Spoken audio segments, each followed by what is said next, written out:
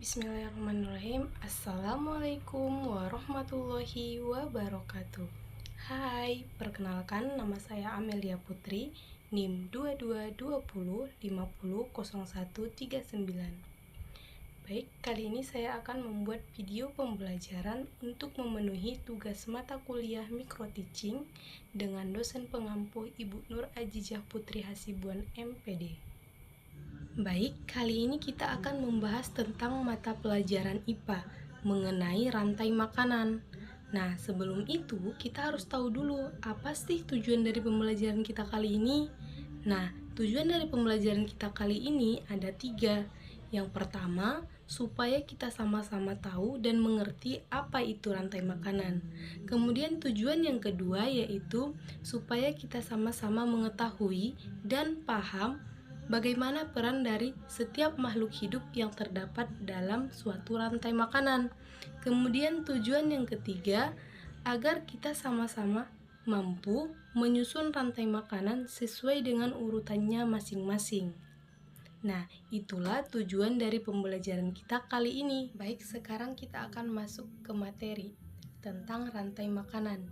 Yang pertama, kita akan membahas mengenai pengertian dari rantai makanan. Apa sih itu rantai makanan? Nah, rantai makanan itu adalah urutan perpindahan makanan dari si produsen ke si konsumen. Anak-anak tahu kan kalau setiap makhluk hidup itu sangat membutuhkan makanan. Nah, anak-anak tahu kan makhluk hidup itu apa aja? Nah, makhluk hidup itu terdiri dari 3, yaitu hewan, tumbuhan, dan manusia. Setiap makhluk hidup ini, ketiga makhluk hidup ini sangat membutuhkan makanan untuk hidup. Apabila ketiga makhluk hidup ini tidak mendapatkan makanan, mereka akan punah ataupun mati. Seperti itu ya. Nah, contoh sederhananya seperti pada gambar ini, pada gambar yang di atas. Nah, di sini ada rumput, belalang, katak, dan juga ular. Nah, maksud dari gambar ini yaitu yang pertama kan ada rumput. Nah, rumput ini merupakan makanan dari si belalang. Kemudian si belalang ini merupakan makanan dari si katak. Dan si katak ini merupakan makanan dari si ular. Sehingga tumbuhan dan hewan ini bisa hidup karena tadi ada makanannya, mulai dari si rumput yang merupakan sumber makanan pertama ataupun produsen. Nah, seperti itu ya. Kemudian, apa saja sih Bu yang terdapat dalam sebuah rantai makanan itu? Nah, di dalam setiap rantai makanan itu harus ada terdiri dari 3 bagian. Ya, bagian yang pertama itu ialah produsen ataupun sumber makanan. Nah, di dalam sebuah rantai makanan itu harus ada produsen sumber makanan ataupun makanan. Nah, yang kedua adalah konsumen atau si pemakan yang memakan makanan yang tadi.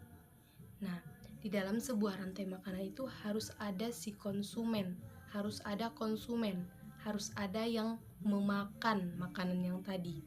Kemudian ada pengurai. Nah, pengurai ini merupakan bagian yang menguraikan sisa-sisa si konsumen yang terakhir setelah mati, diuraikan dan kemudian kembali lagi ke tanah. Nah, seperti itu ya. Jadi, di dalam setiap rantai makanan itu harus terdiri dari yang 3 ini, harus ada yang 3 ini. Yang pertama tadi si produsen, yang kedua ada si konsumen, dan yang ketiga adalah si pengurai.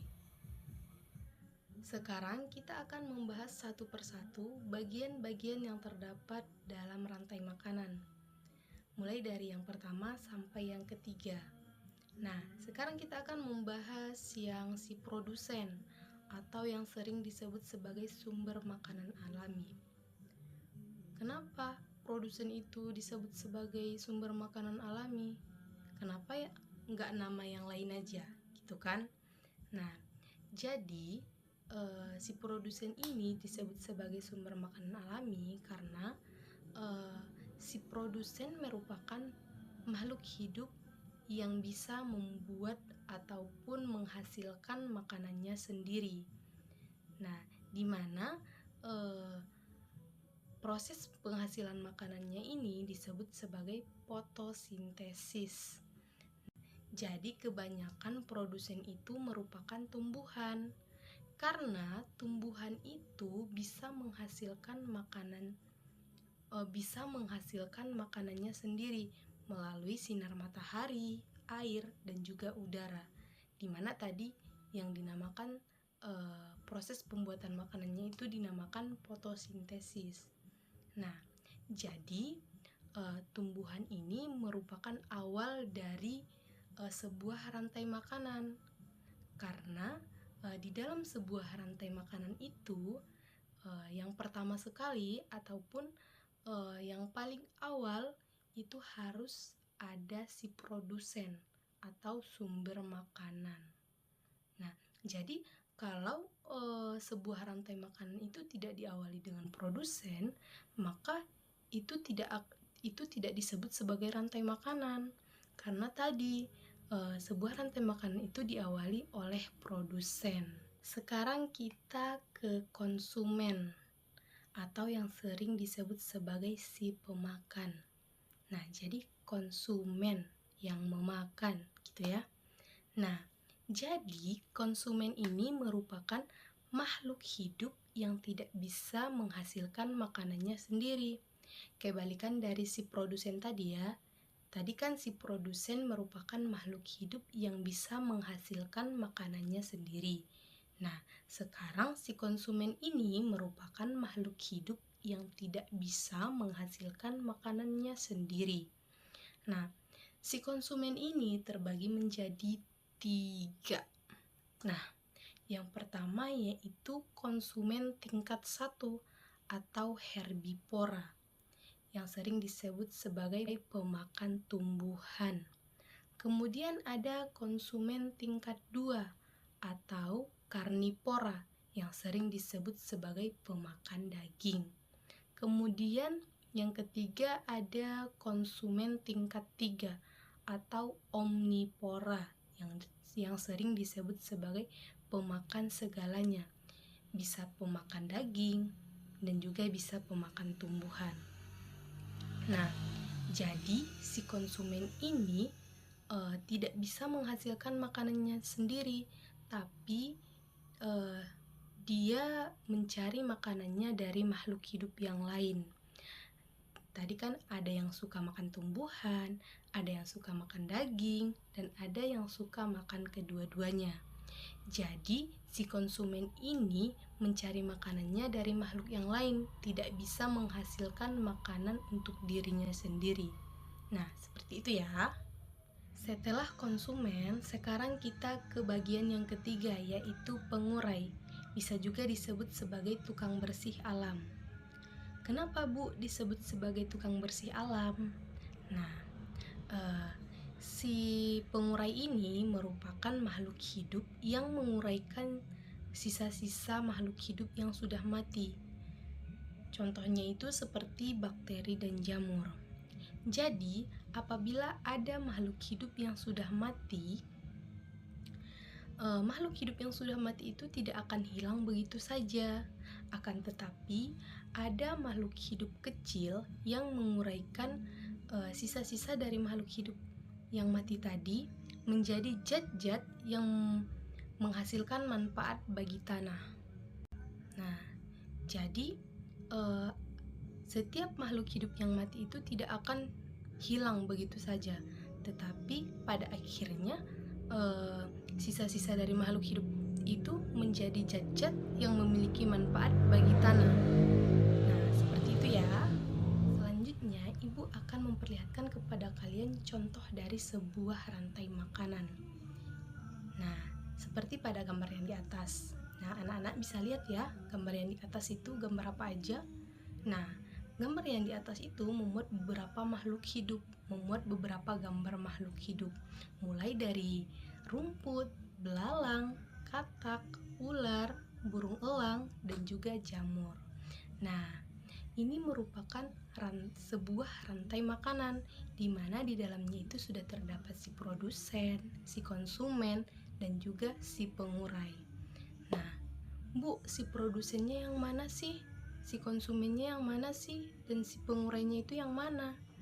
Jadi, si produsennya itu yaitu rumput, di mana si rumput ini merupakan makhluk hidup yang bisa menghasilkan makanannya sendiri. Jadi, si rumput ini merupakan awal dari rantai makanan ini. Kemudian, si konsumennya yaitu si belalang, si katak, si ular, dan si burung elang. Nah, jadi dari rumput dimakan oleh belalang, kemudian belalang dimakan oleh si katak, kemudian katak dimakan si ular, kemudian si ular ini dimakan burung elang, dan kemudian si elang mati. Dan setelah itu diuraikan oleh si jamur. Dan setelah diuraikan, hasil dari penguraiannya itu zat-zat yang menghasilkan manfaat. Kemudian menghasilkan manfaat bagi tanah. Nah, seperti itu ya. Sekarang ibu mau mengajak anak-anak ibu sekalian untuk membuat sebuah rantai makanan ataupun menyusun rantai makanan. Nah, jadi ibu minta untuk anak-anak ibu, setiap siswa pilihlah seekor hewan, kemudian tentukan makanannya apa, kemudian peranannya di tingkat mana, apakah dia konsumen 1 atau konsumen 2 ataupun konsumen 3. Kemudian susunlah menjadi rantai makanan yang baik dan benar sesuai dengan urutannya masing-masing. Nah, di sini ibu berikan contoh, bisa anak-anak ibu lihat sekalian. Ibu memilih hewannya itu ialah ular, kemudian makanannya itu tikus, kemudian peranannya itu di tingkat konsumen 2. Nah, jadi susunannya seperti ini. Nah, di sini ibu pilih produsennya itu padi. Nah, jadi anak-anak ibu bisa memilih produsennya apa aja. Yang penting dia makhluk hidup yang bisa menghasilkan makanannya sendiri. Yang pasti dia tumbuhan, baik itu padi, rumput, atau yang lain-lain. Nah, jadi ibu di sini memilih padi, kemudian tikus, kemudian ada ular, kemudian ada pengurai. Jadi si padi dimakan si tikus, kemudian tikus ini dimakan si ular, kemudian si ular mati dan diuraikan. Nah, diuraikan dengan bakteri ataupun jamur. Nah, seperti itu ya. Oke, paham kan semuanya? Sekarang anak-anak sudah paham apa itu rantai makanan, bagaimana peran setiap makhluk hidup yang terdapat dalam sebuah rantai makanan itu. Jadi, kita harus menjaga keseimbangan alam karena setiap makhluk hidup itu saling bergantung ataupun saling membutuhkan satu sama lain. Nah, apabila salah satu dari bagian rantai makanan ini terganggu, maka seluruh bagian dari rantai makanan itu juga akan terpengaruhi. Nah, jadi kita harus selalu menjaga alam, menjaga keseimbangan alam, menjaga kelestarian alam. Karena apabila kita merusak keseimbangan alam, maka rantai makanan juga tidak akan normal ataupun rantai makanan akan terganggu. Jadi, kesimpulan dari pembelajaran kita kali ini ialah rantai makanan itu merupakan suatu proses perpindahan makanan dari si produsen ke si konsumen. Kemudian, setiap makhluk hidup itu memiliki peran yang sangat penting dalam rantai makanan. Nah, oleh karena itu kita harus tetap menjaga alam agar seimbang. Jadi, untuk teman-teman, kita sudah belajar mengenai rantai makanan. Dan di dalam rantai makanan itu, setiap makhluk hidup memiliki perannya masing-masing.